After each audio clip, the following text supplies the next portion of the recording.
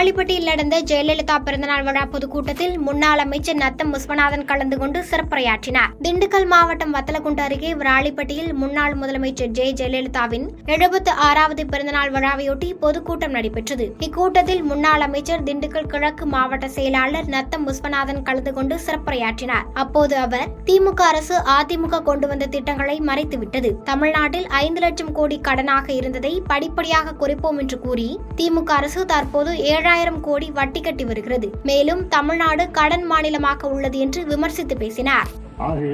அரசுக்கு இந்த திமுக ஆட்சி வருவதற்கு முன்பு அதிமுக ஆட்சியில் 5 லட்சம் கோடி கடன் இருந்ததுக்கு ஐயோ தமிழ்நாடே குற்றவராய் போச்சு, நாடே திவாலாய் போச்சு, இனிமே தேராது அந்த அளவுக்கு என்று எங்களை வசைவாடியவர்கள் இன்றைக்கு என்ன வந்திருக்காங்க, அது 8 லட்சம் கோடி ஆக்கியிருக்காங்க. 3 லட்சம் கோடி 3 ஆண்டுகளில் அதிகமாக இன்றைக்கு கடன் வாங்கியிருக்கிறாங்க. கடனை குறைச்சிருக்காங்களா? நாங்கள் கடனை குறைப்போம், கடன் சுமையை குறைப்போம் சொன்னாங்களே, கடனை குறைக்க கூட வேண்டாம் நான் கேட்குறேன். ஆனால் கூட்டாமையாச்சும் இருந்திருக்கலாம் இல்லையா? அந்த அந்த இருந்த அளவிலேயே இருந்திருந்தால் கூடுதல் கடன் வாங்காமல் இருந்திருக்கலாம். கிருஷ்ணகிரி மாவட்டம் வேப்பனஹள்ளி சட்டமன்ற தொகுதி சூளகிரி ரவுண்டானாவில் ஜெயலலிதாவின் 76வது பிறந்தநாளையொட்டி பொதுக்கூட்டம் நடைபெற்றது. இக்கூட்டத்தில் அதிமுகவின் துணை பொதுச் செயலாளர் KP முனுசாமி பேசுகையில், தமிழகத்தை சேர்ந்த 2 மத்திய அமைச்சர்கள் ஆட்சியில் உள்ளார்கள். உண்மையிலேயே பாஜகவிற்கு தைரியம் இருந்தால் தமிழகத்தில் 2 அமைச்சர்களை எந்த தொகுதியிலாவது நிறுத்துங்கள் என்று சவால் விடுமாறு பேசினார். இந்த 2 மத்திய அமைச்சர்கள் ஒருவர் தமிழ்நாட்டை சேர்ந்தவர், இன்னொருவரும் தமிழ்நாட்டில் பிறந்தவர் வளர்ந்தவர். நிதியமைச்சர் நிர்மலா சீதாராமனும் வெளியுறவுத்துறை அமைச்சர் ஜெய்சங்கர் அவர்களும் தமிழகத்திலே எந்த தொகுதியிலாவது நீங்கள் நிறுத்த வையுங்கள். பாரதிய ஜனதாவுக்கு தைரியம் இருந்தால், தில் இருந்தால், தமிழக மக்கள் நமக்கு வாக்களிப்பார் என்ற நம்பிக்கை இருந்தால் இந்த 2 நிதியமைச்சர் மற்றும் வெளியுறவுத்துறை அமைச்சரையும் தமிழகத்திலே எந்த தொகுதியிலாவது நிறுத்த வையுங்கள். தென்காசி அருகே தடை செய்யப்பட்ட லாட்டரியை விற்பனை செய்தவரை போலீசார் கைது செய்து அவரிடமிருந்து 92 லாட்டரி சீட்டுகளை பறிமுதல் செய்தனர். தென்காசி மாவட்டம் தமிழக கேரள எல்லைப் பகுதியான புலியரை சோதனை சாவடி அருகே காவல்துறையினர் வாகன சோதனையில் ஈடுபட்டனர். அப்போது அப்பகுதியில் சந்தேகம் வரும்படியாக நின்று கொண்டிருந்த நபரை அழைத்து விசாரணை மேற்கொண்டனர். விசாரணையின் போது அரசால் தடை செய்யப்பட்ட லாட்டரி சீட்டுகளை விற்பனைக்காக வைத்திருந்தது தெரியவந்தது.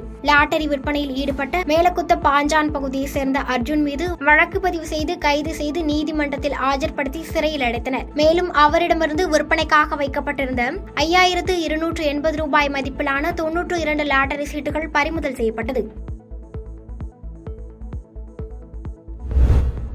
செங்கல்பட்டில் சிலிண்டர் வெடித்து தாய் மற்றும் 2 வயது குழந்தை உட்பட 4 பேர் ஆபத்தான நிலையில் மருத்துவமனையில் அனுமதிக்கப்பட்ட நிலையில் 2 குழந்தைகள் உயிரிழந்தன. செங்கல்பட்டு நகராட்சிக்குட்பட்ட பெரிய மணிக்கார தெருவில் பீகார் மாநிலத்தை சேர்ந்த சதாம் என்பவர் செங்கல்பட்டு ரயில்வே கேண்டீனில் சமையல் வேலை செய்து வருகிறார். இவருக்கு ரோஜி குத்தூன் என்ற மனைவியும் 3 குழந்தைகளும் உள்ளனர். இந்நிலையில் அவர் குடியிருந்த வீட்டில் எரிவாயு வெடித்து விபத்துக்குள்ளானது. இதில் தாய் உட்பட 4 பேர் 90% தீக்காயங்களுடன் செங்கல்பட்டு அரசு மருத்துவமனையில் சிகிச்சைக்காக அனுமதிக்கப்பட்டனர். இதில் சிகிச்சை பலனின்றி 2 குழந்தைகள் உயிரிழந்தனர். இதுகுறித்து தகவல் அறிந்து வந்த செங்கல்பட்டு நகர காவல் உதவி ஆய்வாளர் டில்லி பாபு சம்பவ இடத்திற்கு வந்து சம்பவம் குறித்து விசாரணை நடத்தி வருகிறார். தூத்துக்குடி மாவட்டம் கோவில்பட்டி கிருஷ்ணா நகரில் முன்னாள் அமைச்சர் கடம்பூர் ராஜு தலைமையில் அதிமுக நிர்வாகிகள் ஆலோசனை கூட்டம் நடைபெற்றது. இக்கூட்டத்தில் பேசிய கடம்பூர் ராஜு, தூத்துக்குடியில் அமைச்சர்கள் அனிதா ராதாகிருஷ்ணன், கீதா ஜீவன் 2 பேருமே அமைச்சராக செயல்பட முடியவில்லை, அமைச்சராக செயல்படுபவர் கனிமொழிதான் என்று விமர்சித்து பேசினார்.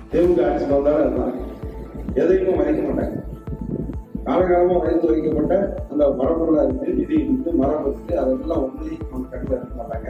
ஆனா இப்படி ஒரு சூழ்நிலையில ஒட்டுமொத்தமா கூட்டி பார்த்தா நமக்கு சாதகமான அம்சம் இன்னைக்கு களத்துல மக்கள் தேர்தல் களத்துல மக்கள் எதுக்கு விளம்பரம் அது சும்மா நம்மளும் ஏமாற்றிக்கிறோம்.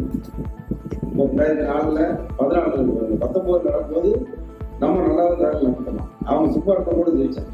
ஏன்னா அன்னைக்கு ஒரு வருது பிஜேபி மேல இங்க தமிழ்நாட்டுல ஒரு யாரும் அந்த மத்தியில் ஆட்சிக்கு வந்தாலும் இங்க பிஜேபி ஒன்று போடக்கூடாது. நான் சொன்னேன் தேசிய கட்சிக்கு ஓட்டு எடப்பாடியில் இருந்தாங்க, இன்னைக்கு பிஜேபி வளர்ந்துட்டு தான் அவங்க சொல்றாங்க. அதை தேர்தலில் பார்ப்போம். பாதகம் செய்பவரை கண்டால் நாம் பயங்கொள்ளலாகாது பாப்பா, மோதி மிதித்து விடு பாப்பா, அவர் முகத்தில் உமிழ்ந்து விடு பாப்பா. அண்மை செய்திகளை உடனுக்குடன் தெரிந்து கொள்ள இணைந்திருங்கள் இயம்நாடு தொலைக்காட்சியுடன்.